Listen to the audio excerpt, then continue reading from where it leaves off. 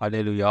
ఈరోజు మన వాక్య భావము మత్తయి సువార్త 5వ అధ్యాయము 10, 11, 12 వచనములో దేవుని వాక్యం విందుము.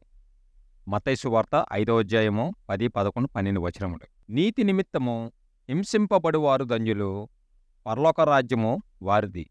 నా నిమిత్తము జనులు మిమ్మును నిందించి, హింసించి, మీ మీద అబద్ధముగా చెడ్డమాటలెల్లా పలుకున్నప్పుడు మీరు ధన్యులు. సంతోషించి ఆనందించుడి, పరలోకమందు మీ ఫలము అధికమగును. ఈలాగున వారు మీకు పూర్వమందుండిన ప్రవక్తలను హింసించిరి.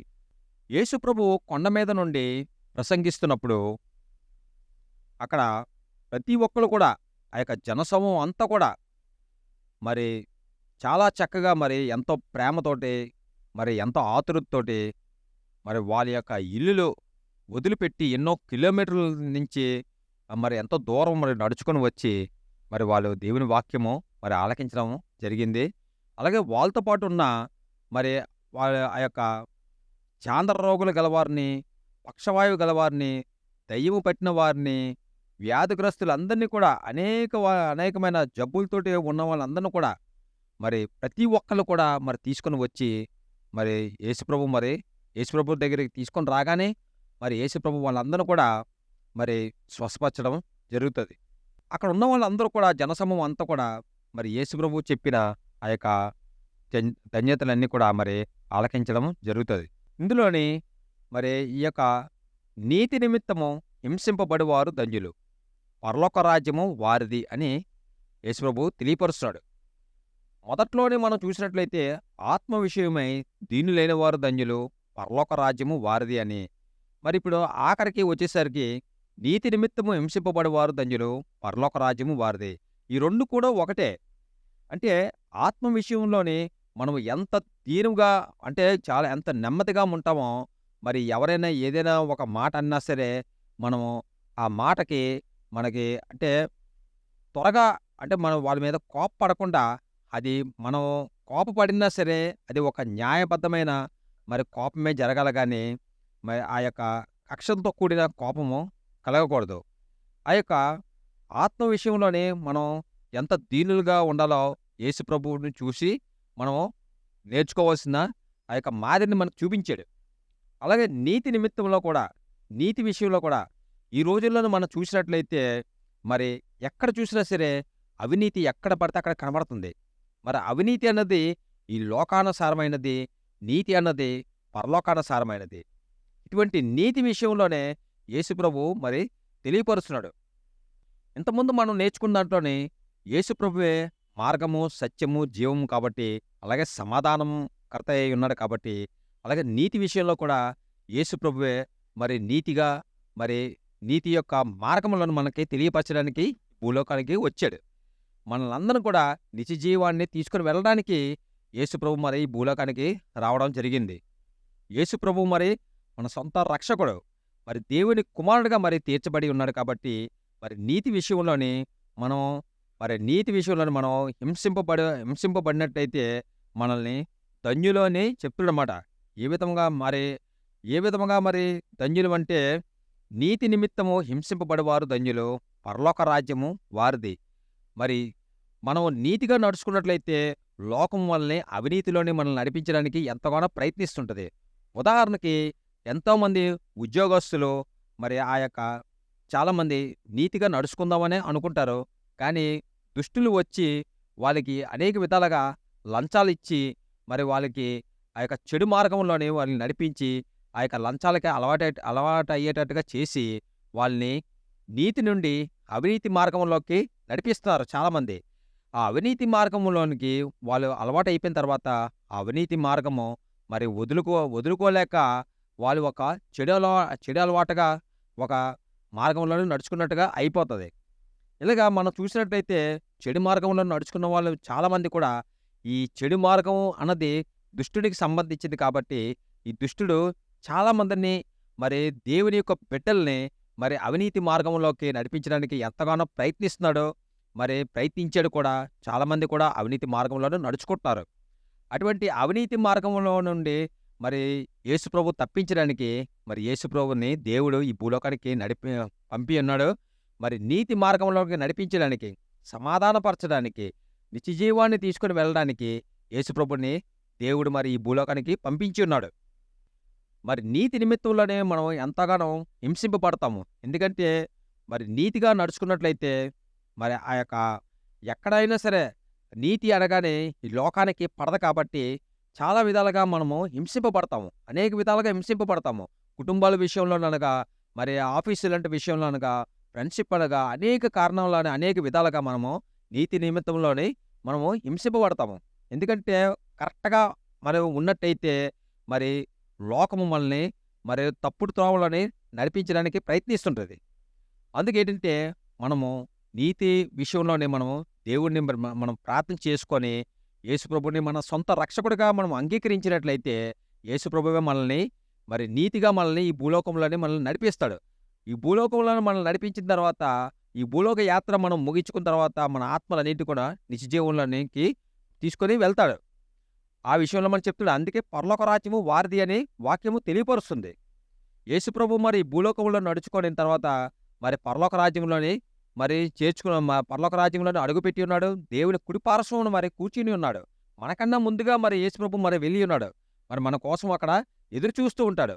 మరి ఈ లోకములోనే మనకి పరిశుద్ధాత్మను మనకి అనుగ్రహించి ఉన్నాడు కాబట్టి పరిశుద్ధాత్ముడు మనల్ని కాపాడుతుంటాడు, మనల్ని నడిపిస్తుంటాడు ఈ భూలోకంలోనే. అలాగే నా నిమిత్తము జనులు మిమ్మును నిందించి హింసించి మీ మీద అబద్ధముగా చెడ్డ మాటలెల్లా పలుకున్నప్పుడు మీరు ధన్యులు. చూసారా ఏమంటాడంటే యేసుప్రభు నా నిమిత్తము అంటే యేసుప్రభు నిమిత్తము జనులు మిమ్మును అంటే ప్రజలు మిమ్మును నిందించి హింసించి మీ మీద అబద్ధముగా చెడ్డ మాటలెల్లా పలుకున్నప్పుడు మీరు ధన్యులు. సంతోషించి ఆనందించుడి, పరలోకమందు మీ ఫలము అధికమగును. ఇలాగున వారు మీకు పూర్వమందుండిన ప్రవక్తలను హింసించిరి. యేసుప్రభు తెలియపరుస్తున్నాడు.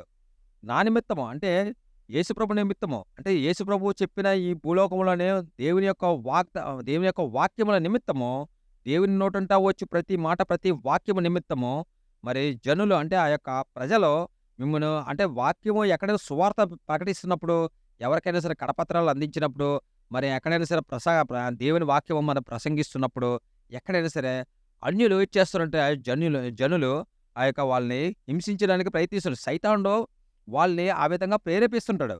దేవుని వాక్యం చెప్పనివ్వకుండా అనేక విధాలుగా అనేక కారణాలుగా మరి వాళ్ళని ఇబ్బంది పెట్టి అక్కడ వాక్యము వెదజల్లకుండా మరి వాక్యము ఎవరు కూడా వినకుండా మరి అక్కడ వాళ్ళకి చాలా ఇబ్బందులు కలుగు చేస్తాడు సైతానుడు. ఎందుకంటే మరి ఆ సైతానుడు ఈ లోకమంతా కూడా మరి ఈ మూడిటి మీదే శరీరాశ మీద, నేత్రాశ మీద, జీవటం మీద మరి అంతా కూడా ఇది ఆధారపడి ఉంది కాబట్టి మరి సైతానుడు వీటన్నిటినీ మరి వాళ్ళకి అంటే వీటి ద్వారాగా మరి ఆ జనులకి ప్రేరేపించి మరి ఇక్కడ యేసుప్రభు మరి దేవుని వాక్యం చెప్పుతున్న వాళ్ళ మీదకి పంపిస్తుంటాడు ఈ సైతానుడు, ఈ యొక్క లోకాధికారి.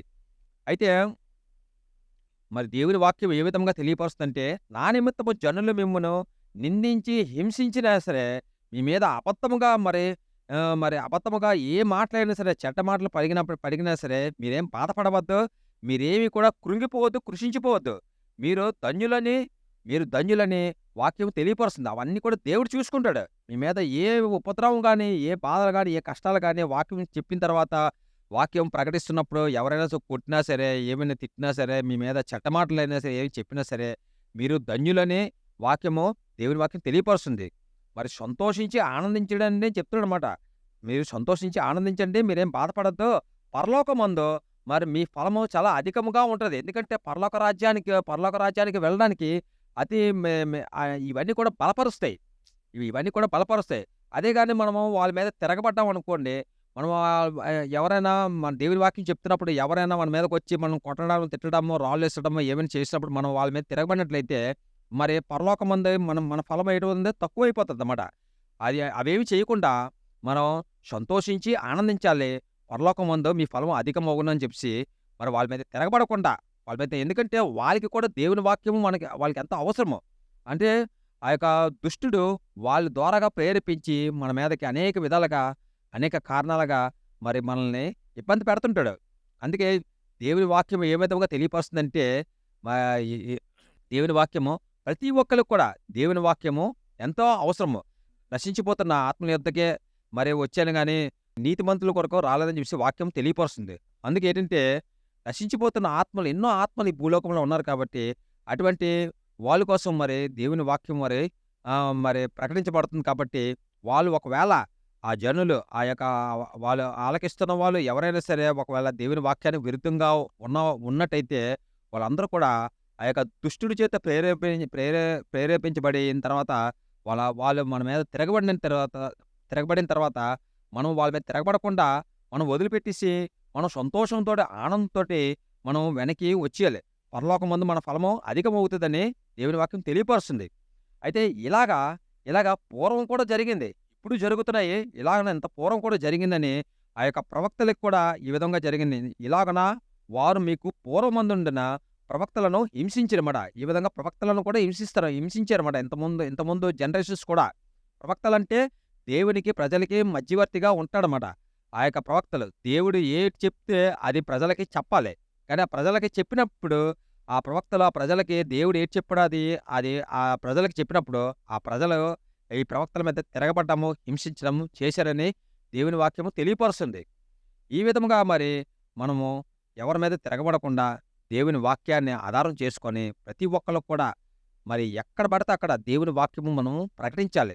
ఎవరిని కూడా మనం విమర్శించకుండాను ప్రతి ఒక్కళ్ళు కూడా అన్యులు ప్రతి ఒక్కళ్ళు కూడా ఎవరు దేవుని వాక్యము ఎక్కడికి వెళ్ళాలో అక్కడికి వెళ్ళేలాగా పరిశుద్ధాత్మను మాకు అనుగ్రహించి ప్రభువా చెప్పేసి దేవుని సన్నిధిలో మనం ప్రార్థన చేసుకున్నట్లయితే పరిశుద్ధాత్ముడు మన నోటికి ఒక బూరగా ఉండి పరిశుద్ధాత్మనే మన ద్వారాగా దేవుని వాక్యాన్ని మన ద్వారాగా ప్రకటిస్తాడనమాట. ఆ వాక్యము ఎవరి దగ్గరికి వెళ్తే 30 60 100 ఫలిస్తుందో పరిశుద్ధాత్ముడే యొక్క ఆ పని అంతా కూడా పరిశుద్ధాత్ముడే మరి చేస్తాడు. అదంతా కూడాను మన పని మనం చెప్పడమే, దేవుని వాక్యం చెప్పడమే. అనేక విధాలుగా ఆ యొక్క మనం యూట్యూబ్ ఛానల్లోనే మనం ప్రకటించడము, ఇన్‌స్టాగ్రామ్‌లోని, ఫేస్‌బుక్‌లోని, అలాగే మరి ఎక్కడైనా సరే సంఘాల్లోని ఎక్కడైనా సరే దేవుని వాక్యం మనము ఉచితముగా మనం ప్రకటిస్తుండమే. దేవుని వాక్యం ఎక్కడ కూడా వృధాగా పోయేది ఎక్కడ కూడా ఉండదని దేవుని వాక్యము తెలియపరుస్తుంది. జీవము గల వాక్యము ప్రతి ఒక్కళ్ళు కూడా వెలిగిస్తదని మరి ఈ వాక్యము ఈ వాక్యం నిత్య జీవాన్ని తీసుకొని వెళ్తదని వాక్యం తెలియపరుస్తుంది. ఈ వాక్యము ఇంతటితో సరి. ఆమేన్.